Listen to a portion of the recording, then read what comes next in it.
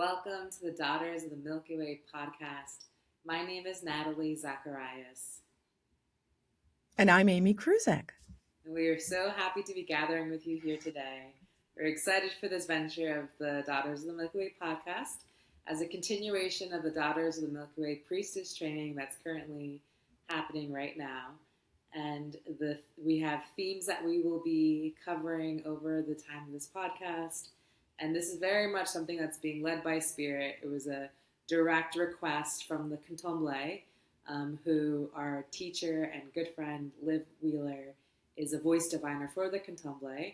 And they are a nation of wee folk who are our guides and the directors of this podcast. They had a very specific request for Amy and I to come together to create this space, to continue with the teachings of Daughters of the Milky Way and to expand what was being taught within that umbrella of that priestess training. And so, we're just so happy to be here with you. And Amy is to share. Yeah, no, I love the fact that this is an extension of the class because the class is such a beautiful space. And we kind of want to extend that to others who may not be able to be in that space with us. Yeah. And I think that it being spirit-led and just flow with whatever needs to be seen or heard or talked about, I think, and just relax, like just chill and be whimsical and fun. And I think that's the Candomblé. The Candomblé like us to play. They do. They've directed us. They've already given us some direction as far as themes that for us to cover. They want us to connect with guests who are near-death experiencers to talk about what their experiences had and how the NDE that they experience impacted the way that they see the world. They have also asked us to make space for talking about creation energy and like manifestation and the this truth that we're all creators, that we're always creating from our subconscious, because that's something that we've been delving in very deeply for the past year, at least 2 years.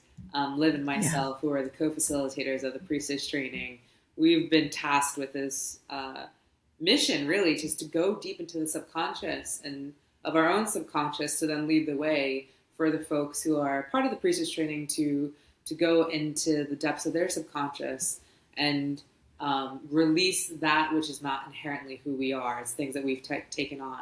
And with this podcast, it's the continuation of that conversation, of that weaving of, okay, let's look at what are the stories that we tell ourselves of the way that we see, like what are the ways that the lens that we're holding that's informed by our subconscious and the way that we're seeing the world. So that's why the theme of creation and manifestation is one of the themes that they've requested for us to explore, both with the way that these podcast episodes will go. There'll be some episodes that are just Amy and I delving into the specific theme. And then we'll also have episodes where we'll be speaking and connecting with guests and getting their perspective on the particular themes that we're exploring. So we're really excited about that as well, because many different perspectives always adds to like the fertile soil of whatever, the theme may be. Yeah. And I think it's great that you and I, we have different experiences, right? Mm-hmm.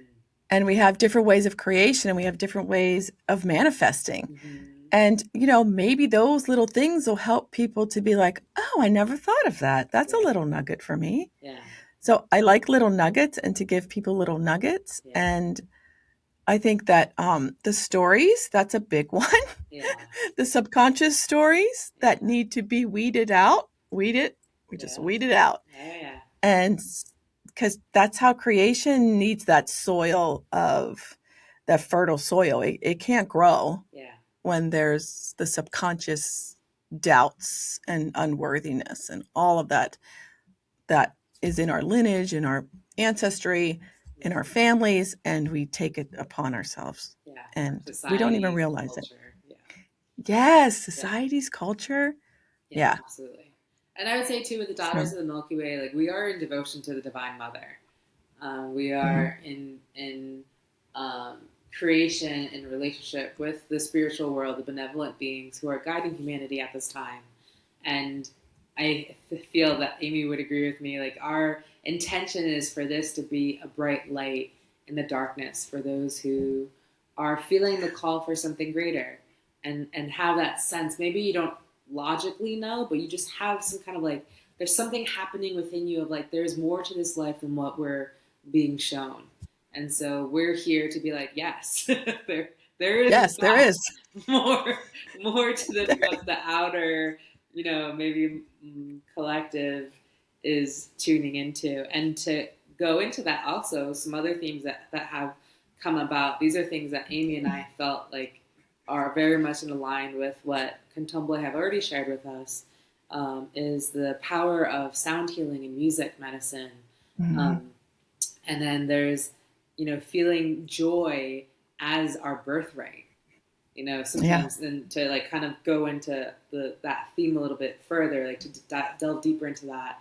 There are people who feel that, who am I to experience joy? Look at all the suffering that's happening in the world. You're And, right. I need to. you know, Yeah, it's like, well, I need to suffer first to feel joy yeah. And that's just, because, yeah. yeah, no, that just came to me now. It's like, oh, you need to suffer first. You could go back to religions about that Mm-hmm. suffering, and I think it was taken the wrong way. Yeah, I totally. think it was taken the wrong way. Yeah, because there's that self-flagellation that we're taught Yes. in religion, and those subconscious programs that get put into our being. And Right. off camera, we were talking about, so many people feel like they need permission to feel joy. And Mhm. the reason why I feel passionate about this topic, because and Amy said joy is our birthright, and that's absolutely Yeah. true. We don't have to earn the ability to No. feel joy. It's our duty to express joy. It's our Yeah. responsibility that no matter what is happening in the world, finding at least a moment throughout the day to cultivate joy within your life, because that's what, in the greater scheme of things, that's what's going to change what's happening in the external world. Internally Yeah. finding that place of where can joy reside within me, despite whatever is happening outside. Exactly. And then you get the ripple effect. I mean, one little joy, even if you just choose one little joy a day that Mm-hmm. gives you joy, Mm-hmm. that it ripples out like exponentially. Yes. So imagine if you're always in joy, how it's going to be waves, Natalie. Yeah. Oh yeah. It's going to be waves. Yes. And I'm laughing as you're speaking of me, because I just realized that you and I are people who like exude joy. I know. I can't help it. I can't contain it. Don't contain your joy. Yeah. And for some people, I'm sure you've had this experience as well, Amy. In some people, I've like had that reflective, why are you always smiling? Like, why are you always so happy? And it's like, why Yes. not? Look, why not choose that? It's a choice. It's not, and I'm sure for you as well, Amy, I'm not faking joy. Like, if No. I'm not feeling in a place of happiness or joy, I'm not going to be in that place. But there's still going to be Right. some inside of me somewhere where that's still, that light of joy, like that fire is still burning. It just may not be in the moment. I may just feel like I'm off. And that's okay too. It's not cutting Yeah. off those other parts, which sometimes people do that, where they fake, like, it's like, how are you doing? I'm fine. But like, I'm fine, that's the word, but inside, like, if there's not coherence with that, that's not what we're talking about. We're not No. saying to do that, but to find the places of inside of like, can you continue to tend to the fire of joy within your being? Like, allow that fire to continue to be. Maybe it's not at the front of the line, but at least having that cultivation, finding joy, Yeah. or maybe it's gratitude. Maybe it's like maybe that moment of joy in your day could be like enjoying a hot coffee or tea, That's or me. food or yeah. I don't drink coffee either. So Oh, having you like a don't? really Oh, good cup of tea, I'm like, oh man, this is good. This tastes good, and that that's tastes it. That's good. the capacity for the day for joy. You know? And you know what's kind of cool? What you're making me think about when you said you don't really drink coffee? I'm like, you know how sometimes when you're like, but you got to try this because it brings me joy. So that's your joy, Mm-hmm. you know? So if I said, Natalie, try this latte, you're going to love it. It brings me so much joy. Yeah. Well, it's not true because it's not always true. Like it may not bring Does the that other person joy. exactly because Yeah. it brings me joy. Yeah. That's Yeah. all you need to know is that it brings you joy Yeah. to drink that latte. That's it. Yeah. Don't force your Don't. joy upon others. Although if you did do that, Amy, I do like coffee. I just can't drink a full cup of coffee. It's too intense for Oh, my okay. body. So if you did, Okay. full disclosure, if you did offer like, oh Natalie, try this latte, I will try it. Not because I do like the taste of coffee. You just That can't. is too Just much caffeine for my being. okay. Just a sip. Just take a I sip. just can't. This is not I'm in the my opposite of that. best interest to have a whole cup. That's, But which is an that's interesting great. analogy too. For some people, like something like singing, for example, brings me a lot of joy. But that Yeah. might not bring the next person joy. Maybe like singing a song will bring them joy, but not singing like 10. you know? And Yes. that's cool. That like for Yeah. me, it could be 10 songs. For this next person, it could be one, and that's all right. I don't have to Yeah. force my thing that brings me joy onto another person because then it stops being joy. Yeah. It stops That it being stops joy and being. it starts being control. Yes. Oh, yeah. That's true. Mm-hmm. That's so true. Wow. We could do that to children for sure. Mm-hmm. Yeah. Yeah, can you speak a little bit Yeah. more about that? Because you have experience with children. Oh, I know. It's that same thing about the coffee. Like I'm a retired preschool teacher and elementary school teacher's aide. And so I saw a lot. And oh my goodness, there's so much I've done, Natalie. I've done summer camps and with autistic kids. So I've seen a lot. Yeah. Okay. So what I'm going to say, and I'll use the autistic camp as an example because they learn different, Yeah. right? So if I find joy in like let's say it was pounding a drum. Let's say I just like, well, they're going to go like this. Be like, I don't, but to me that brought me joy to do that. And to them it doesn't. Mm-hmm. And so we actually sometimes you did have to sometimes with those types of kids you have to help them bring their joy back in because some of them can't. They don't understand what joy is. Yeah. They can see us playing, but that's a little tougher example. Yeah. But little kids, little 5-year-old, 4-year-olds that I taught, not all of them were into what brought me what brought me joy in the class. Yeah. They weren't into it. They'd be like, Yeah. other people would be like matching my energy, Yeah. Yeah. So, you have to honor that that's okay. You don't have to get up and dance if you don't want to. Yeah. Honoring is another thing. Honor other people's ways. Yeah. Yeah. Yeah, I love that. Yeah, and sometimes I feel when it comes to joy, sometimes it's an act of being, not so much of doing. Yeah. Yeah, that too. Yeah. And so That another too. thing You that could I want to just share that we're going to talk about is the power of love. Mm-hmm. And love is not like romantic love, just love as the frequency the all. of The love. all. Yeah. Yeah. The all. The And all. then there's the medicine of grief. That's another theme that we're going to be delving into because it's important to make space for grief. Grief is a sacred um, portals, a sacred threshold. It's a sacred devotion or offering to community. Like making space for grief is important. It's vital. It's part of life.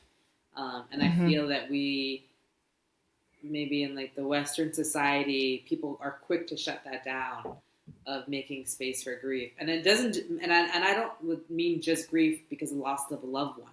There is, Francis Weller has this beautiful book, The Edge of Sorrow, and he talks about like the 5 gates of grief, of like grief of losing a loved one. There's the grief because like of an ending. Oh. There's grief because like maybe you had a vision of how your life was supposed to be and it didn't turn out that way. So there's grief from that. There's grief like grieving the parts of you that no longer exist, because we're not that everyone's always evolving, changing, but that is a thing that happens, that we're always evolving and changing. Some people just like can be quite stubborn and decide to stay, like fight against evolution and change. But sometimes it can be like that. Maybe a good example is like becoming a mother or becoming a father, and now you're in this new phase of your life.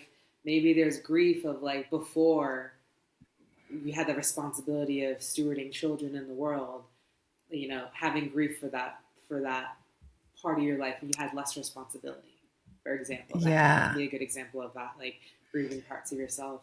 Then there's grieving like ancestral grief that shows up. That we're just carrying, that we don't even have like the words for, but there's just like something there. And then there's grief for what's happening, like collective grief.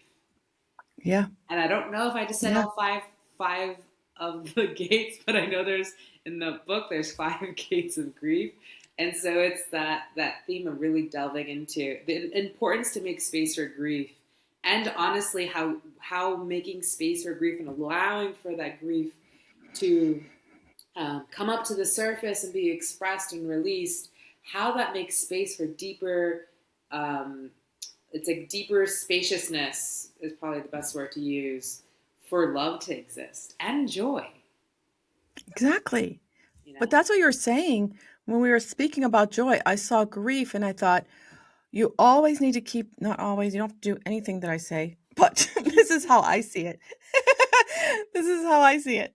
That candle is still lit. That joy is still in there. That love is still in there. Yeah. You keep it lit through your grief. Yeah. Because, you know, this too shall pass. Yeah. If you've done the work, as we are, work in progress, this too shall pass. Yeah. That and goes that's for what grief, keeps, and that goes for joy. That goes for exactly. everything. Yeah, joy can be gone like that. Yeah. Exactly. You're I don't know, just an example that came in was just like, you're in this joyous experience and then you get a phone call, and then, okay, that wasn't a great phone call. Yeah. It takes you, but keep that lit. Keep Yeah. that lit. Yeah. If you always Absolutely. can remember that. Yeah. I always think of grief as like diving into the ocean. Like for me, grief feels like a big ocean that's like always there. And actually, I'll say because I've been working with grief for like the past, goodness, at least 4 years, maybe 5 years, really delving into the water of grief, holding circles for grief, you know, working with community, all those things around grief specifically. Had like an altar devoted to grief, like to the mother of the ocean of grief. Like just really, there's a connection with the ocean and grief for me in that sense. And there used to feel like a big pressure that felt like an ocean. And as I'm like even speaking, I was like, oh, that pressure's not as strong as it used to be, because I've been tending to the waters of grief. But the way like the imagery, because I'm very much imagery helps me to like conceptualize things. For me, the grief is like, you know, holding your breath, going deep into the waters of grief. Love and joy is like the moments you come up, like, take a breath. All right, let's go deeper. Like go deeper into those waters, and to see what's there that wants to be expressed, and to honor it and seen and released. and sometimes Yeah. it can be scary to be witnessed by others when one is expressing grief, but there's also beauty in being held by others when one's needing to express and release grief. Grief. I was Grief. just going to say Grief, not grief, Greece. not Greece. Not Greece. But Grief. maybe you have an ancestor in Greece. I don't know. I actually, I don't know. Maybe she wants to be held. I don't know, Natalie. But I was just thinking that like support is very important when you're going through grief. oh yeah. Even if it's the self grief, Mm-hmm. it's good to have a supportive community that helps you with that, because your perspective is not really you're just thinking of maybe myopic view, Yeah. where they can open it up for you. Yeah. Like, what about this possibility? What about that? Yeah. And just So to I be think held, support. Yeah. not even moving past the like seeing it from a different perspective, just to be held, just to be witnessed. It's such a powerful thing.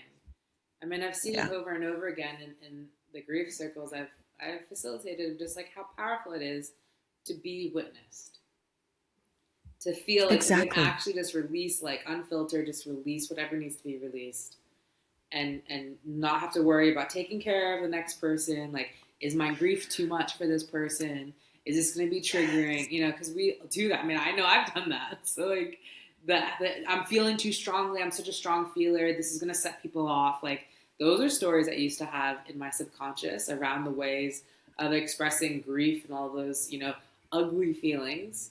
And so there's just really strong medicine in grief. And so those are some of the themes that we'll be talking about in our podcast. And we'll have more themes as well as time goes on, as we receive guidance. So we're just so excited for the ways that these different medicines, how they can impact the collective in a way. And so, is there anything else you want to share, Amy? I think session for our beautiful creation. I feel like it's like a really beautiful garden that we're tending together. We are bringing folks into the garden with us. So we plant the seeds, and we kind of just, I feel this is so much helpful for you and I, even for the out there too. Mm-hmm. Just being able to talk and talk about things, it heals. Yeah. Talking heals. Yeah. And so I am happy to be in this with you, Natalie. Yeah, me too.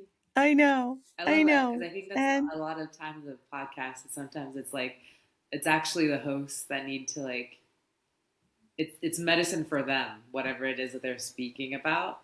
And then just allowing for that also to be shared. Like, it's the beauty of podcasts. It's like, they may be actually the ones who are needing it most, but then they open the option for then others who may resonate to find it as well. Exactly. Like, exactly. From that seed that's planted. Yes, and I think this will be great. This will be great. I have a very good feeling. Yeah. I would like to extend blessings to everybody, and thank you for watching. Yeah, and if you're watching this video on YouTube, please like and subscribe this video. And if you are tuning into this podcast on Spotify or Apple, please follow our podcast so you can get the information when we're releasing a new episode. And you can find us on Instagram, the Daughters of the Milky Way Instagram page. We'll be posting clips and information. We'll let you know when a new episode is released on there. And yeah. All right. We hope you have a beautiful day, evening, morning, wherever it may be. Yeah, wherever you are. Yeah, wherever you are in this beautiful world of ours. And Milky Way. wherever you are in the Milky Way, we send you so much love and so much joy. And until the next time. Until the next. Be well.